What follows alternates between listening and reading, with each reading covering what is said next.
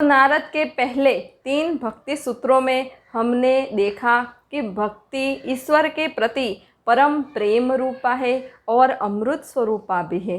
तो नारद चौथे भक्ति सूत्र में कहते हैं कि जो इस परम प्रेम रूपा और अमृत स्वरूपा भक्ति को पा लेता है वह मनुष्य सिद्ध हो जाता है, अमर हो जाता है और तृप्त हो जाता है। पहले तो नारद ने कहा कि जो मनुष्य इस भक्ति को पा लेता है वह सिद्ध हो जाता है, यानी उसे पता चल जाता है कि परमात्मा कहीं बाहर नहीं, परमात्मा मेरे भीतर ही है और उस परमात्मा का अनुभव, उस परमात्मा की अनुभूति उसे अपने ही भीतर होने लग जाती है। उसे अपने ही भीतर वह परमात्मा की दिव्य अनुभूतियाँ, दिव्य साक्षात्कार होने लग जाते हैं। जन्मों जन्मों से जो यह मनुष्य भटक रहा है वह किस लिए भटक रहा है?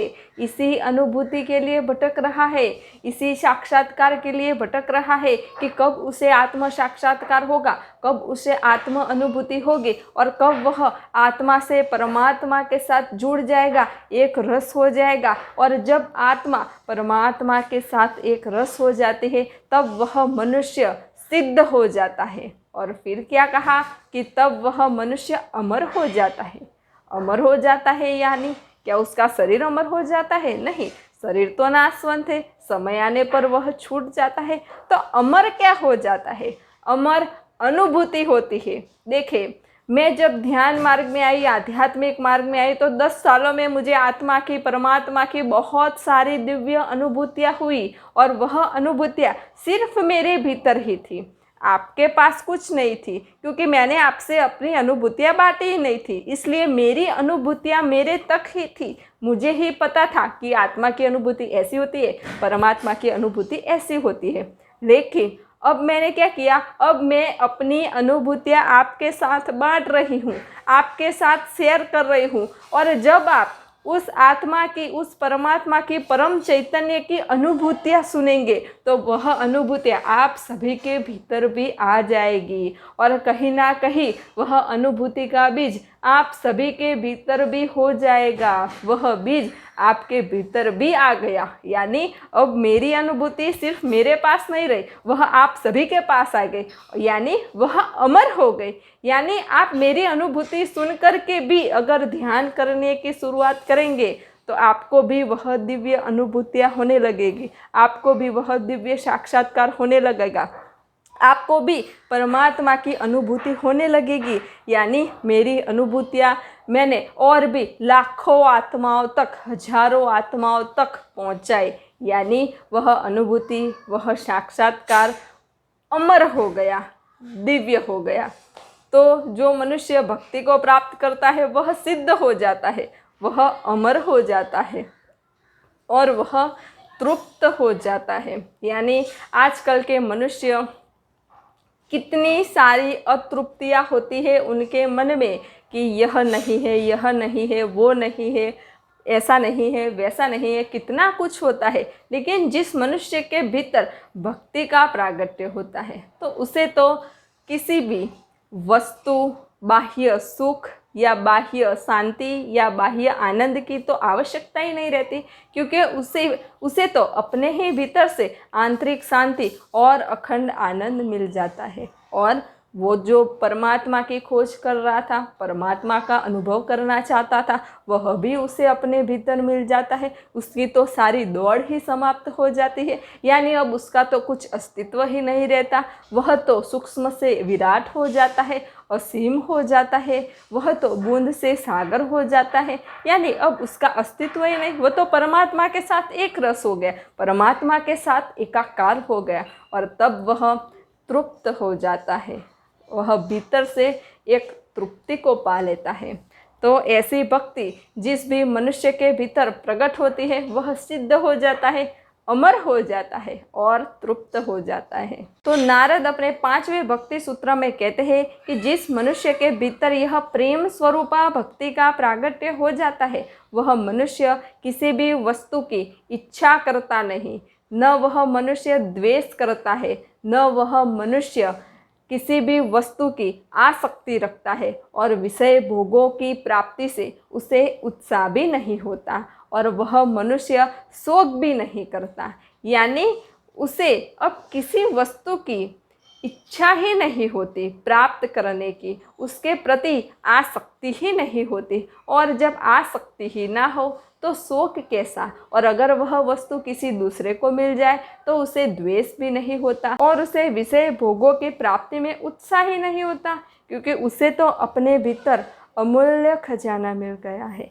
पायो जी मैंने राम रतन धन पायो, यानी उसे अपने भीतर से राम रतन धन मिल जाता है।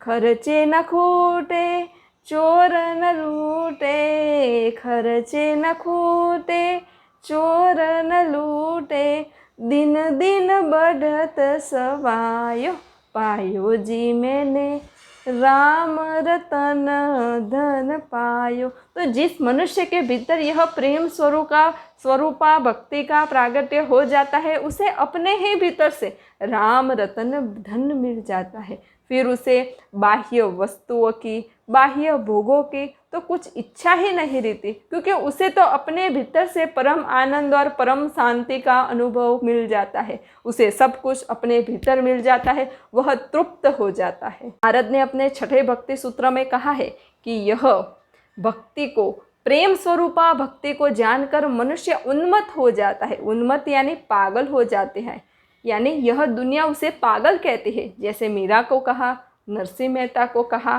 पागल ही कहा ना सबको कि अरे ये तो पागल हो गए। ऐसी भक्ति भी कहीं होती है क्या? ऐसी भक्ति आपने देखी है क्या? यानी ये जगत जब आपको पागल कहे ना, तब समझ लेना कि अब मैं भक्ति की पराकाष्ठा में हूँ, तब समझ लेना कि अब मैं भक्ति मार्ग में हूँ। तो इस प्रेम स्वरूपा भक्ति को जानकर मनुष्य उन्मत्त हो जाता है, यानी अपनी ही मस्ती में मस्त हो जाता है। जैसे मीरा नाचने लगी, रूमी जैसे नाचने लगा, तो मनुष्य उन्मत्त हो जाता है। दूसरा, मनुष्य स्तब्ध होता है, आश्चर्यचकित हो जाता है। ओहो आश्चर्य, मैं स्वयं परमात्मा हूँ, मैं ही ज्ञान स्वरूप हूँ, मैं ही आनंद स्वरूप हूँ, मैं ही प्रेम स्वरूप हूँ। परमात्मा कहीं बाहर नहीं है, परमात्मा मेरे भीतर ही है। ऐसा उसे जब पता चल जाता है तो वह आश्चर्यचकित हो जाता है। जैसे भगवान बुद्ध, जब भगवान बुद्ध को यह साक्षात्कार हुआ कि परमात्मा कहीं बाहर नहीं, परमात्मा तो मैं खुद हूँ, परमात्मा मेरे भीतर है, तब वह मौन हो गए। 7 दिन तक मौन रहे, कुछ भी बोले नहीं। फिर देवों आए, कहा हे प्रभु कुछ तो बोलो, इस जगत के कल्याण के लिए तो बोलो। तब जा कर के 7वें दिन के बाद भगवान बुद्ध कुछ बोले, यानी वह स्तब्ध हो गए, आश्चर्यचकित हो गए। फिर जब मनुष्य के भीतर यह प्रेम स्वरूपा भक्ति का प्रागट्य होता है तो वह आत्मा राम बन जाता है, यानी आत्मा और राम एक हो जाते हैं, आत्मा और परमात्मा एक हो जाते हैं। वह आत्मा परमात्मा के साथ एकाकार हो जाती है, एक रस हो जाती है, एक तार हो जाती है। लेकिन परमात्मा को ढूंढेंगे कैसे? यहाँ वहाँ यहाँ देखेंगे, परमात्मा मिलेगा क्या? नहीं मिलेगा, क्योंकि परमात्मा निरंजन है, निराकार है, इसलिए परमात्मा मिलेगा नहीं। परमात्मा का तो हमें अनुभव ही होगा, लेकिन परमात्मा की अनुभूति होगी कैसी? तो जब हम उस माध्यम के पास जाएंगे जिसके भीतर परमात्मा प्रवाहित हो रहा है, जिसके भीतर परम चैतन्य बह रहा है, और वह है सद्गुरु। सद्गुरु साकार स्वरूप में होते हुए भी निराकार परमात्मा है। और जब हम सद्गुरु के सानिध्य में जाएंगे तो हमें परमात्मा की परम चैतन्य की दिव्य अनुभूतियाँ होगी। तो आज मैंने आप सभी को नारद के और 3 भक्ति सूत्रों के बारे में समझाया, 4, 5 और 6। तो अगले वीडियो में मैं आप सभी को आगे के भक्ति सूत्रों के बारे में भी समझाऊंगी।